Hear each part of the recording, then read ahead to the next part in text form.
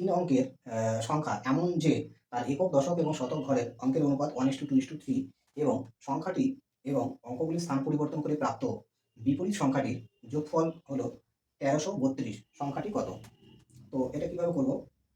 দেখো, তো এটা দেখো আমরা এক্স ধরে করব না, এক্স ধরে করলে একটু ক্যালকুলেটিভ হবে। তো আমরা বেসিক থেকে করব। দেখো, একক, দশক, শতক। আচ্ছা, এবার ডিজিটগুলোর অনুপাত কত দেওয়া আছে? দেওয়া আছে 1, 2, 3। 1, 2, 3। দেখো, আমি এদিক থেকে লিখলাম, তাহলে আমাদের সুবিধা হবে। তো এটা দেখো, এটা প্রথমে দেওয়া ছিল, আমি ঘুরে নিয়েছি। মানে একক, দশক, শতক, আমাদের তো একক, দশক, শতক এদিক থেকে লিখতে হয়। তাহলে সংখ্যাটা যদি আমি ডিজিটগুলো এটাই ধরে নিই, 3, 2 আর 1, তাহলে সংখ্যাটা কিন্তু আমাদের কত হচ্ছে? সংখ্যাটা কিন্তু হচ্ছে এটা। এবার আরো কি সম্ভাব্য কেস হতে পারে? এইটাকে যদি আমি প্রত্যেকটাকে 2 দিয়ে গুণ করি, কারণ এগুলো দেখো অনুপাত ছিল। অ্যাকচুয়ালি এগুলো অনুপাত ছিল। তো এটাকে যদি আমি 2 দিয়ে গুণ করি, 2 দিয়ে গুণ করলে কত হয়? 6:2, তাহলে হচ্ছে 4:2, এটা হচ্ছে 2 হচ্ছে। ঠিক আছে? আচ্ছা, আরেকটা কেস হতে পারে। এবার যদি আমি এটাকে 3 দিয়ে গুণ করি, 3 দিয়ে গুণ করলে দেখো 9, 3 দিয়ে গুণ করলে এটা হচ্ছে 6, আর 3 দিয়ে গুণ করলে এটা হচ্ছে 3।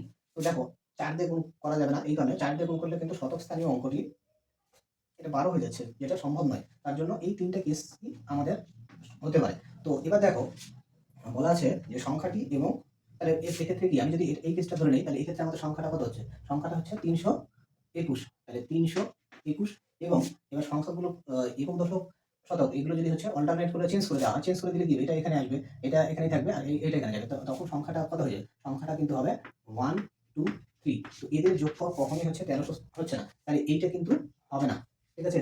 এই কেসটা তাহলে আমাদের ফেল হলো। সেকেন্ড কেসটা যদি নিয়ে আলোচনা করি, তাহলে সেকেন্ড কেসটা হচ্ছে 642। সংখ্যাটা হচ্ছে 642, এটা হচ্ছে না। এবার বিপরীত রিভার্স করে লিখলে কি হবে? এটা হয়ে যাবে 202, তারপর হচ্ছে 4, 6। 2, 4, 6 এটা হবে। তো এদের যোগ করলে কত? 800 সামথিং হচ্ছে। তো এটাও হবে না। তাহলে পড়ে থাকলো কি? আরেকটা অপশন থাকলো, তাহলে হচ্ছে 963।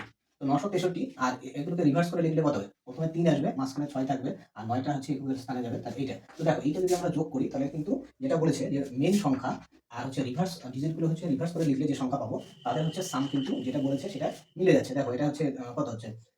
2 আর হচ্ছে 12, 13, আর এদিকে হচ্ছে 10, এটা 13। তাহলে 1332 এটা কিন্তু স্যাটিসফাই করছে। তাহলে আমাদের হচ্ছে অপশন থেকে দেখলে সঠিক আনসারটা হচ্ছে 963 আমাদের কারেক্ট আনসার। 963 correct answer. তাহলে এক্ষেত্রে ডি নম্বর অপশনটা আমাদের কারেক্ট। তো এইটা হচ্ছে একটু ইউনিক টাইপের অঙ্ক ছিল। আমি ডিটেইলস বলে দিলাম ধীরে, ধীরে। তো আশা করি বুঝতে পারলে। তো